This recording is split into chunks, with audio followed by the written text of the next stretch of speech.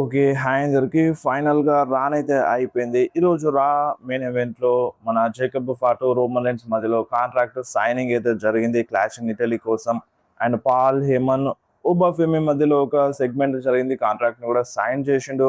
And Roman Reigns and Jacob Fatu మధ్యలో brawl జరగలేదు. And ఆ బ్రాల్ ఎందుకు జరగలేదో ఈ వీడియోలో మాట్లాడదాం. సో ఈరోజు కొంచెం ఇంట్రెస్టింగ్‌గానే ఉండే. రాలో ఏమేమి జరిగినాయో అన్ని ఈ వీడియోలో మాట్లాడేద్దాం. స్టార్టింగ్‌లోనే మన పాల్ హేమన్ రింగ్‌లో ఉంటాడు. రింగ్ లో ఉండి మైక్ తీసుకొని ఫ్యాన్స్ అందరికి వెల్కమ్ చెప్తాడు. అండ్ దాని తర్వాత మీరందరూ అంటే ఈ డబ్ల్యూడబ్ల్యూఈ హిస్టరీలోనే ఒక బిగ్గెస్ట్ రీమ్యాచ్ ని చూడబోతున్నారు ఈ సండే రోజున. సో దీని గురించి పెద్దగా హైప్ చేయాల్సిన అవసరం లేదు. సో నేను ఇక్కడికి వచ్చింది మిమ్మల్ని ఎంటర్టైన్ చేయడానికి, ఈ మ్యాచ్ పైన హైప్ చేయడానికి కాదు. ఇది ఎందుకంటే ఆల్రెడీ ఒక బిగ్గెస్ట్ రీమ్యాచ్ మీరు ఈ సండే రోజున చూడబోతున్నారు.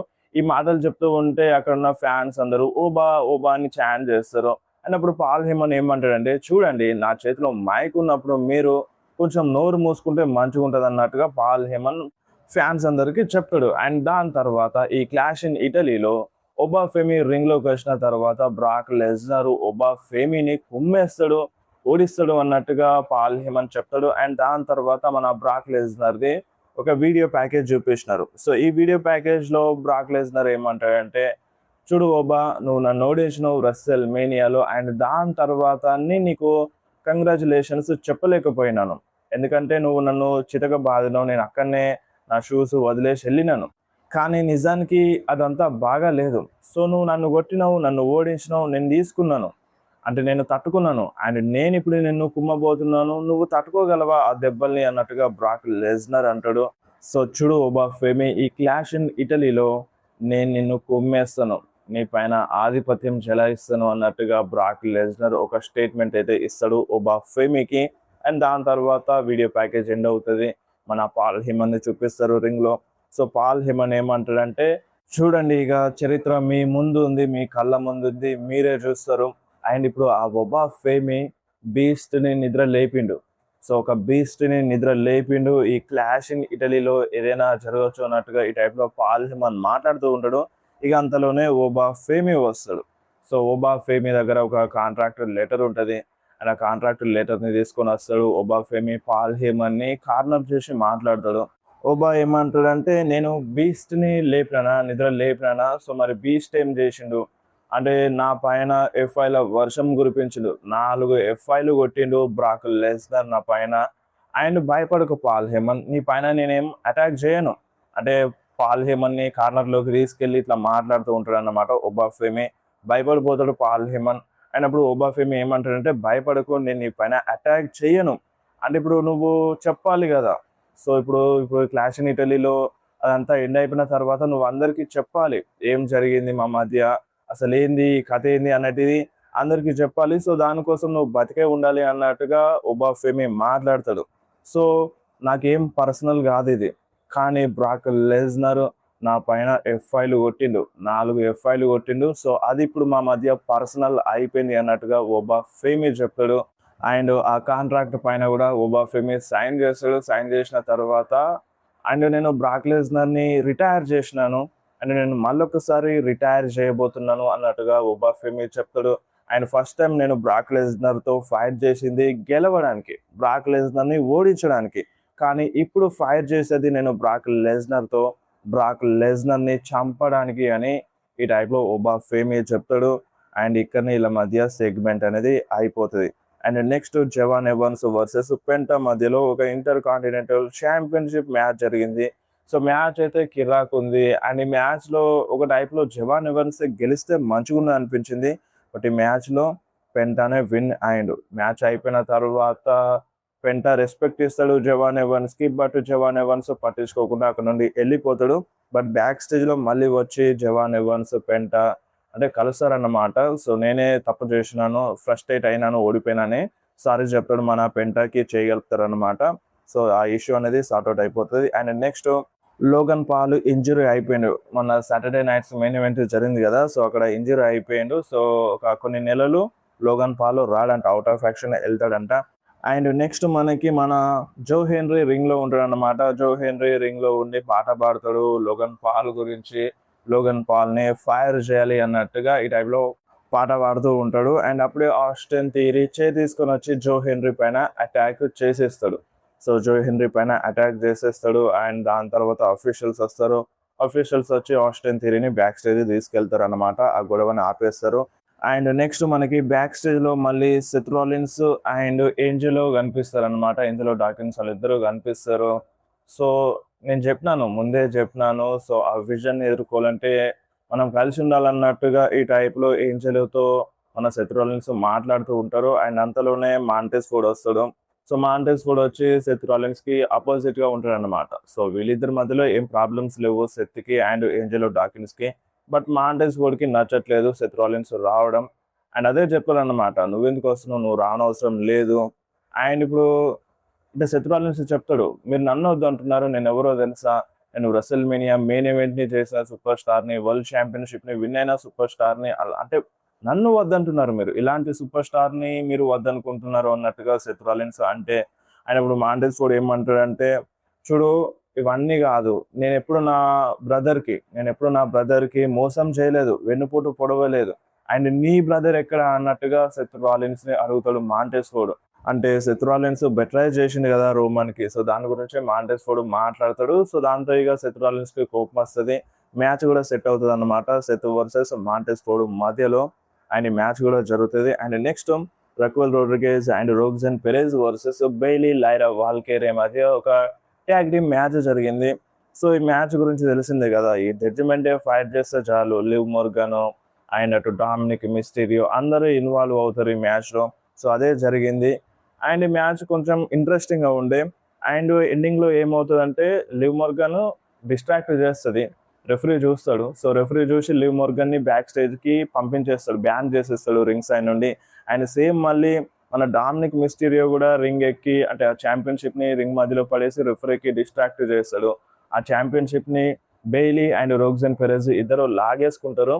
ఆయన లాగేసుకున్నప్పుడు మన రోగ్జన్ పెరెజ్ అనుకోకుండా యాక్సిడెంటల్గా డామినిక్ మిస్టీరియోకి దెబ్బ తగిలిస్తుంది. అంటే రింగ్ ఏప్రన్ పైన ఎక్కి మన డామో రెఫరీకి డిస్ట్రాక్ట్ చేస్తాడు కదా. సో అదే టైంలో రోగ్జన్ పెరెజ్ డామినిక్ మిస్టీరియో పైన అటాక్ చేస్తుంది అనుకోకుండా. సో దాంతో ఇక బెయిలీ రోల్అప్ చేస్తుంది రోగ్జన్ పెరెజ్కి. ఈ మ్యాచ్లో బెయిలీ అండ్ లైరా వాల్కేరియా విన్ అవుతారు. అండ్ నెక్స్ట్ మనకి రోమన్ రేన్స్ యాడమ్ పియర్స్ కనిపిస్తారు లాకర్ రూమ్లో. మన యాడమ్ పియర్స్ చెప్తాడు, సో ఫైర్ చేసేస్తే అయిపోవు జేకబ్ ఫాటని, ఇదంతా ఉండేది కాదు, అసలు దీనికి డిజర్వే కాదన్నట్టుగా యాడమ్ పియర్స్ మాట్లాడతాడు.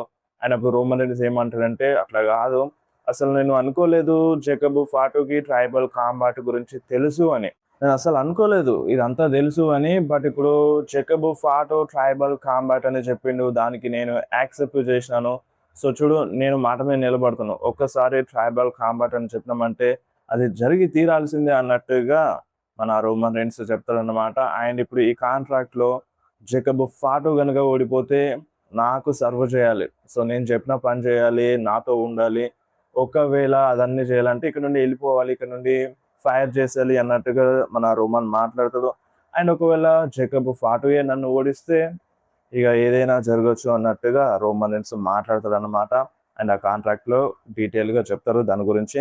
అండ్ నెక్స్ట్ మనకి ఎలియన్ నైట్ రింగ్లోకి వస్తాడు అనమాట. ఎలియన్ నైట్ రింగ్లోకి వచ్చి ఏమంటాడంటే, చాలా రోజులు అవుతుంది, నేను రెసల్మేనియా అయిపోయినప్పటి నుండి ఇలా ఈ రింగ్లోకి వచ్చి మాట్లాడిందే లేదు, సో చాలా రోజులు అవుతుంది అన్నట్టుగా ఎలియన్ నైట్ చెప్తాడు. అండ్ ఊసోస్ నేను చూస్తున్నాను, ఊసోస్ రెసల్మేనియాలో మేము కలిసి ఫైట్ చేసినాం, అండ్ రెసల్మేనియా అయిపోయినప్పటి నుండి చూస్తున్నాను, వాళ్ళు చాలా డిఫరెంట్గా బిహేవ్ చేస్తున్నారని ఎలియన్ నైట్ చెప్తాడు. అండ్ నేను ఈ కింగ్ ఆఫ్ ద రింగ్ టోర్నమెంట్లో ఫైట్ చేయబోతున్నాను, నేను ఆ ఆపర్చునిటీని తీసుకుంటాను, నేను గెలుస్తాను, గెలిచి రోమన్ రేన్స్కి ఛాలెంజ్ చేస్తాను, రోమన్ రేన్స్ దగ్గర ఉన్న ఛాంపియన్షిప్ నాకు కావాలి అన్నట్టుగా ఎలియన్ నైట్ అంటాడు. అండ్ ఈ ఊసోస్ని రోమన్ రేన్స్ వాడుకుంటున్నాడు. సో మళ్ళీ ఊసోస్ని రోమన్ రేన్స్ వాడుకుంటున్నాడు. రోమన్ రేన్స్ ఒక కరప్టెడ్ ఛాంపియన్ అన్నట్టుగా ఎలియన్ నైట్ చెప్తాడు. ఇక అంతలోనే మన జిమ్మీ ఊసో థీమ్ సాంగ్ ప్లే అవుతుంది. జిమ్మీ ఊసో రింగ్లోకి వస్తాడు.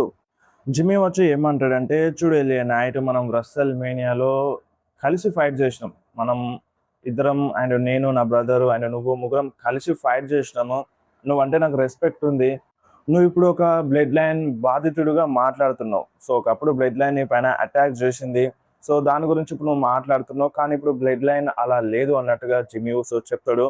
అండ్ నువ్వు king of the ring tournament win అయ్యి రోమన్ రీన్స్ కి ఛాలెంజ్ చేయి, ఆ వరల్డ్ ఛాంపియన్షిప్ కోసం ఫైట్ చేయి అన్నట్టుగా జిమ్మీ ఊసో మాట్లాడుతూ ఉంటాడు. అండ్ అప్పుడు ఎలియా నైట్ ఏమంటాడంటే, అంటే ఇప్పుడు ఏంది నువ్వు రోమన్ రీన్స్ కి మూడో ఫిడేల్వా, సో నువ్వు ఇప్పుడు రోమన్ రీన్స్ కోసమే పని చేస్తున్నావు అన్నట్టుగా ఈ టైప్ లో ఎక్కిరిస్తాడు ఎలియన్ నైట్. నువ్వు ఇప్పుడు రోమన్ రీన్స్ కి పని మనిషిగా, అంటే రోమన్ రీన్స్ చెప్పింది చేయడం, నువ్వు రోమన్ రీన్స్ కి పని మనిషిగా మారడం, ఇదంతా నాకు నచ్చట్లేదు అన్నట్టుగా ఎలియన్ నైట్ జిమ్మీ ఊసోతో అంటాడు. అండ్ అప్పుడు మన జిమ్మీ ఊసో ఏమంటాడంటే, ఇక చాలు నువ్వు మాట్లాడింది చాలు, ఇప్పుడు కనుక ఈట్ మ్యాన్ ఇక్కడ ఉంటే ఈ సిచ్యువేషన్ ఇలా ఉండేది కాదు, సో తను అటాక్ చేసేటోడు, సో నేను కనుక కొంచెం మంచిగా హ్యాండిల్ చేస్తున్నాను అన్నట్టుగా జిమ్మీ ఊసో చెప్తాడు. అండ్ నువ్వు బ్లడ్ లైన్ గురించి పదే పదే మాట్లాడితే ఇక చూసుకోవాల్సి వస్తుంది నిన్ను కూడా అన్నట్టుగా జిమ్మీ ఊసో ఎలియన్ నైట్ కి చెప్తాడు. అండ్ దాని తర్వాత ఎలియన్ నైట్ ఏమంటాడంటే, సో ఇక్కడ ఈట్ మ్యాన్ ఉంటే ఏమయ్యేది, 2-on-1 అయ్యేది, సో 2-on-1 అయ్యేది. లాస్ట్ వీక్ రాలో మీరు ముగ్గురు కలిసి జేకబ్ ఫాటుని కొట్టినారు కదా, సో సేమ్ అదే సిచ్యువేషన్ లా అయ్యేది అన్నట్టుగా ఎలియన్ నైట్ చెప్తాడు. చూడు జిమ్మీ, నువ్వంటే నాకు ఇష్టం, అండ్ నీ బ్రదర్ జే ఊసో అంటే కూడా నాకు ఒక టైప్ లో రెస్పెక్ట్ ఉంది, ఇష్టమే, కానీ నాకు నచ్చంది ఎవరంటే Roman Reigns. So Roman Reigns అంటే నాకు నచ్చదు, రోమన్ రీన్స్ మిమ్మల్ని వాడుకుంటున్నాడు, సో రోమన్ రీన్స్ కి అసలు శాత కాదు, రోమన్ రీన్స్ ఒంటరిగా ఏది చేయలేడు, రోమన్ రీన్స్ గెలవలేడు, అందుకనే మిమ్మల్ని వాడుకుంటున్నాడు. రోమన్ రీన్స్ కి పాల్ హేమన్ కావాలి, రోమన్ రీన్స్ కి జిమ్మీ ఊసో కావాలి, రోమన్ రీన్స్ కి జే ఊసో కావాలి, వీళ్ళందరూ ఎందుకు కావాలి, రోమన్ రీన్స్ తన ఓన్ గా మ్యాచ్ గెలవలేడు కాబట్టి మీ హెల్ప్ కావాలి అన్నట్టుగా రోమన్ రీన్స్ గురించి మాట్లాడతాడు ఎలియన్ నైట్. అండ్ నేను ఈ బ్లడ్ లైన్ ని ఈ కంపెనీ నుండి తీసేస్తాను అన్నట్టుగా ఎలియన్ నైట్ చెప్తాడు జిమ్మీ ఊసోకి. అండ్ దీని గురించి మీ ఓటీసీ రోమన్ రీన్స్ కి చెప్పు అన్నట్టుగా ఎలియన్ నైట్ జిమ్మీ ఊసోకి చెప్పి అక్కడ నుండి వెళ్ళిపోతారు అనమాట. ఇక్కడ వీళ్ళ మధ్య సెగ్మెంట్ అయిపోతుంది. And next Seth Rollins versus Montez Ford మధ్య ఒక సింగిల్స్ మ్యాచ్ అయితే జరిగింది. సో ఈ మ్యాచ్ విన్నర్ విషయానికి వస్తే ఈ మ్యాచ్ లో సెత్ రాలిన్స్ గెలిచిండు.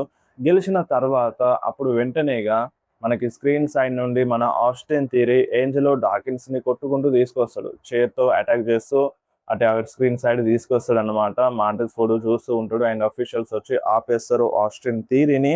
సో ఇట్లా ఎందుకు అటాక్ చేసినాడంటే, లోగన్ పాల్ కి ఇంజరీ అయింది అండ్ బ్రాన్ బ్రేకర్ ని ఈ రోజు రాలో చూపించలేదు, వీళ్ళు బ్యాక్ టు బ్యాక్ ఇంజరీ అవుతున్నారు, సో ఆ ఇంపాక్ట్ అనేది ఉండాలి. సో అందుకనే మన ఆస్టిన్ థియరీ పాల్ హేమన్ మాట్లాడతారు అనమాట.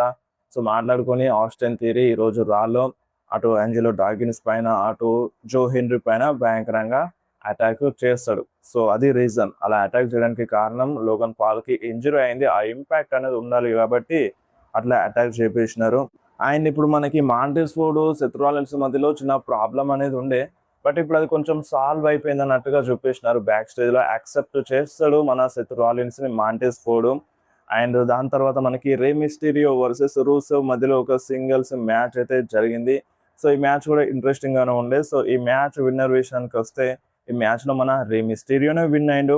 విన్ అయిన తర్వాత రూసెవ్ రే మిస్టీరియో పైన అటాక్ చేద్దామని చూస్తాడు. ఆయన అంతలోనే మనకి మన డ్రాగన్ లీవ్ వస్తాడు. డ్రాగన్ లీవ్ వచ్చి మన రే మిస్టీరియోకి హెల్ప్ చేస్తాడు. అండ్ అక్కడ ఏథన్ పేజ్ కూడా ఉంటాడు. సో ఏథన్ పేజ్ కూడా ఇన్వాల్వ్ అవుతాడు. సో ఏథన్ పేజ్ పైన అటాక్ చేస్తాడు అండ్ అటు రూసెవ్ పైన కూడా అటాక్ చేస్తాడు. అండ్ రే మిస్టీరియో ఫైనల్ గా రూసెవ్ కి 619 కనెక్ట్ చేస్తాడు అనమాట. సో ఇక్కడే ఈ మ్యాచ్ బ్రాల్ ఎండ్ అయిపోతుంది. And next Ram main event లో ఆడమ్ పియర్స్ అవన్నీ సెట్ చేస్తాడు, చైర్స్ ని ఆ టేబుల్ ని సెట్ చేసి ఇస్తాడు. జేకబ్ ఫాటో కూడా వస్తాడు అండ్ అఫీషియల్ అంటే సెక్యూరిటీ గార్డ్స్ కూడా ఉంటారు అనమాట అక్కడ. సో జేకబ్ ఫాటో రింగ్ లోకి వచ్చి ఆ కాంట్రాక్ట్ పైన సైన్ చేసిస్తాడు. సైన్ చేసి ఆడమ్ పియర్స్ కి ఇస్తాడు అండ్ ఆ చైర్ ని టేబుల్ ని మొత్తం బయట పడేస్తాడు. సో అప్పుడు అంటే అక్కడ ఉన్న సెక్యూరిటీ గార్డ్స్ పైన కొంచెం ఇట్లా పడినట్టు పడుతుంది. సో వాళ్ళు రింగ్ లోకి వస్తారు. రింగ్ లోకి వచ్చి జేకబ్ తో గొడవ పడమని చూస్తారు. అంతలోనే Roman Reigns theme song play అయిపోతుంది. సో ప్లే అయిపోయిన తర్వాత రోమన్ రీన్స్ వస్తాడు, రింగ్ లోకి వచ్చి ఆ కాంట్రాక్ట్ పైన సైన్ చేస్తాడు. సైన్ చేసి ఆడమ్ పియర్స్ కి ఇచ్చేస్తాడు, మైక్ తీసుకుంటాడు అండ్ ఆ సెక్యూరిటీ గార్డ్స్ అందరినీ వెళ్ళిపోమని చెప్తాడు. ఆడమ్ పియర్స్ ని కూడా వెళ్ళిపోమని చెప్తాడు. అండ్ అప్పుడు ఆడమ్ పియర్స్ ఏమంటాడంటే, సో చూడు రోమన్, ఇక్కడ ఉండాలి, సెక్యూరిటీ గార్డ్స్ ఉండాలి అన్నట్టుగా ఆడమ్ పియర్స్ రోమన్ రీన్స్ కి చెప్తాడు. అండ్ ఇప్పుడు రోమన్ ఏమంటాడంటే, ప్రాబ్లం ఏం లేదు, కాంట్రాక్ట్ పైన సైన్ చేసినాం, రూల్ బాగా తెలుసు, ఆ కాంట్రాక్ట్ పైన సైన్ చేస్తే ఇక అటాక్ చేయడం అనేది ఉండదు అన్నట్టుగా ఆడమ్ పియర్స్ కి చెప్తాడు. అండ్ ఇక ఆడమ్ పియర్స్ అక్కడ ఉన్న సెక్యూరిటీ గార్డ్స్ అందరూ వెళ్ళిపోతారు అనమాట. అండ్ వీళ్ళ మధ్యలో ఒక చిన్న సెగ్మెంట్ జరుగుతుంది. సో రోమన్ రీన్స్ దాని తర్వాత ఫ్యాన్స్ అందరినీ ఎక్నాలెడ్జ్ చేయమని అంటాడు. అండ్ అప్పుడు ఫ్యాన్స్ అందరూ ఎక్నాలెడ్జ్ చేస్తారు రోమన్ కి. అండ్ దాని తర్వాత రోమన్ ఏమంటాడంటే, చూడు ఫాటో నువ్వు బ్యాక్లాష్ లో ఓడిపోయినావు, నువ్వు ఎక్నాలెడ్జ్ చేస్తే బ్లడ్ లైన్ ఇప్పుడు నెక్స్ట్ మిషన్కి వెళ్ళిపోయేది, కానీ నువ్వు ఎక్నాలెడ్జ్ చేయలేదు నాకు. యాక్చువల్గా నువ్వు చేయాలి కానీ చేయలేదు అన్నట్టుగా జేకబ్ ఫాటోకి చెప్తాడు. అండ్ ఇప్పుడు జేకబ్ ఫాటో ఏమంటాడంటే, ఏంది ఇప్పుడు నీకు ఎక్నాలెడ్జ్ చేయాలా, అండ్ నేను అందరిలా కాదు, సో నేను నీకు ఎక్నాలెడ్జ్ చేయను, ఎందుకంటే వీళ్ళందరిలా నేను నీకు ఎక్నాలెడ్జ్ చేయను అని జేకబ్ ఫాటో చెప్తాడన్నమాట. అండ్ దాని తర్వాత జేకబ్ ఫాటో ఏమంటాడంటే, చూడు రోమన్, నువ్వు మన ఫ్యామిలీ లెగసీని ముందుకు తీసుకెళ్ళినావు, ఎక్కడో పెట్టినావు మన ఫ్యామిలీ లెగసీని, అండ్ నువ్వు ముందుకు తీసుకెళ్ళినావు, కానీ ఇప్పుడు ఇదంతా మారాలి. సో ఇదంతా మారాలి, ఇప్పుడు మొత్తం చేంజ్ అయిపోయింది, ఈ డైరెక్షన్ని మార్చేస్తాను, నేను తీసుకెళ్తాను అన్నట్టుగా జేకబ్ ఫాటో చెప్తాడు రోమన్కి.